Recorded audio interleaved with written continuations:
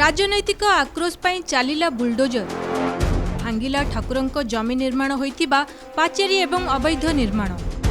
एभली एक अभावनीय दृश्य देखिबाकु मिलिछि कुजंग तहसील अधीन हंसुरा पंचायत सामपुर ग्राम। अभियोग अनुजाई एही ग्रामर संजय कुमार सामलक घर सम्मुखरे थिबा 60 वर्षर ऊर्ध्व बाप अजा अमलरू माँ रामचंडी पूजा करि आसुथिले। से समय निज घर सम्मुखरे माँ जमी चलप्रचल करि आसुथिले। कालक्रमे माँ महिमा धीरे धीरे बढ़िबारु ग्रामर लोक माने माँ को पूजा करने लगिले। सबु वर्ष समस्तक सहयोग रे माँ को पूजा करा जाए। संजय दिने रास्ता रे आसीबा समय सही ग्रामर किछि व्यक्तिंक सह रास्ता अवरोध को नहीं बचसा होइथिला। बचसारु पाटितुंड होई धीरे धीरे राजनैतिक आक्रोश आड़कू चली जाइथिला। रास्ता अवरोध करथिबा व्यक्ति शासक दलर होइथिबारु राजनैतिक चाप पकाई एभली कार्य करा जाउछि बोली मत रखिथिले। जदि ठाकुरंक जमी एवं सरकारी जमी प्रशासन पक्षरु उच्छेद करा जाउछि तेबे ग्राम रे एकाधिक लोक सरकारी जमी रे घर निर्माण करबा सह ग्राम्य रास्ता को किछि परिमाण रे अवरोध करिसंती। तेबे सेमानंक उपरे केबे कार्यानुष्ठान हेबो बोली प्रश्न करिसंती संजय। एही अभियोग को एडिशनल तहसीलदार आरआई द्वारा जगह मापचुप करा जाय उच्छेद करा जिवो बोली मत रखिसंती। बर्तमान आमर जो उच्छेद प्रक्रिया चालू अच्छी जोटा कि विशेष कर आम गोटा छोट गली गाँव समस्या हेतु आम बसी बुझाणा करने चेष्टा करूँ। किसी लोकंर फल प्रकृति लोक अच्छा राजनीतिक प्रेसर करी आम गोटा वार्ड सभ्य अच्छे गोटा राजनीतिक हिस्सा नहीं कि आम सहित शत्रुता करके जो ठाकुर ना गोटे प्रश्न कर 50 वर्ष ठाकुर आमर 60 वर्ष है आम ये बासिंदा आठी जो पितृपुरुष मान थे से निरक्षर थे से जो मैंने घर द्वार कर जमीदारी अमल सी बुझाणा आम सब अनुष्ठानिक कार्यक्रम से चलता। बर्तमान सहित गोटा छोट गली साइड ये सब झगड़ा करके गोटा ठाकुर प्रश्न लगे ठाकुर जगह लोक गरीब लोक घर द्वार भांगुन लोक सब हैरान कर। मु पुनर्बार तहसीलदार सार कही आमर जो रास्ता अपील करी रास्तार जो बाट छाड़ूना रास्ता उपर घर कर से बाबद में मुझे सी मत कहले तू यदि एत भाव देखु तू बाड़ंबर हो बोले अरे भाई भूल कौन कहली रास्ता बाट छाड़न रास्तार बहुच चेयर पकई बहुच एमती है से हिसाब से मैंने मो प्रति गोटे एक्शन नहीं कि जो राजनीतिक प्रेसर पकईकी ये जो भंगारुजा कार्यक्रम उच्छेद प्रक्रिया कर सेमती उच्छेद प्रक्रिया किसी मीटिंग ना गवर्नमेंट ये किसी सेमती मिशन ना प्रोजेक्टर खाली तहसीलदार सार को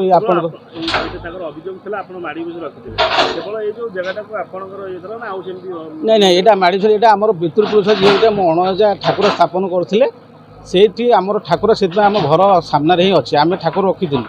से जो धीरे धीरे किसी लोग आगुरी आसिले जड़े जड़े आसती आमर जमी आगुरी थे सी धीरे धीरे आसा जड़े जड़े आसिक आम सागर आड़े पूजा कर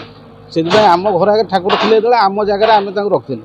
माड़ी बसी नुह ये सब फ्रड कथा जोटा कि लोक को विभ्राट करने कथा कथा सरकार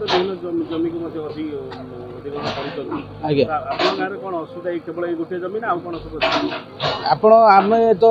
बहुत गोटा समस्या अच्छी किंतु एमाने जो यही जमी उपर बेसी कम्प्लेन देइछंती तहसीलदार सार कहले बारंबार गाँववालांकर गोटा प्रेसर रोची जे राजनीतिक प्रेसर पड़ी तो जानी कौ मैंने राजनीतिक सब ये टोटाली आम हरिजन पड़ाटा सरकारी जमी ही जबरदखलकारी अच्छा ये एमुड़ स्टार्ट कले से जगह पूरा जबरदखलकारी आंकर 20-30 फुट पछरे जगह बाटी जब मुझे तहसीलदार सार को मीडिया माध्यम दाबी कौच मीडिया सार मानकर जेमती उच्छेद प्रक्रिया बहुत भल कथा सेमती सब उच्छेद प्रक्रिया रहीकि गाँव श्रृंखला हो गाँव परिष्कार परिच्छन्न नक जाए आम आम कलेक्टर सार देखा करूँ आमर जहाँ कहवा कथा कहूँ जदि प्रशासन न शुणे से आम कि ना मीडिया माध्यम आम जनवाक चाहे। आज आमर 22 तारीख में आमर शेड्यूल थिला सामपुर मौजारे एटा कम्युनाल लैंड डेटी लैंड देवस्थली जमी बोलिकी आ देवस्थली जमी को घेरिकी किसी अवैध निर्माण होता बोली आम पाखे कम्प्लेन आसला परे आज आम प्रशासन निर्देश जिला प्रशासन निर्देश अनुसार आज आम को जबरदखल मुक्त करुचु आईटा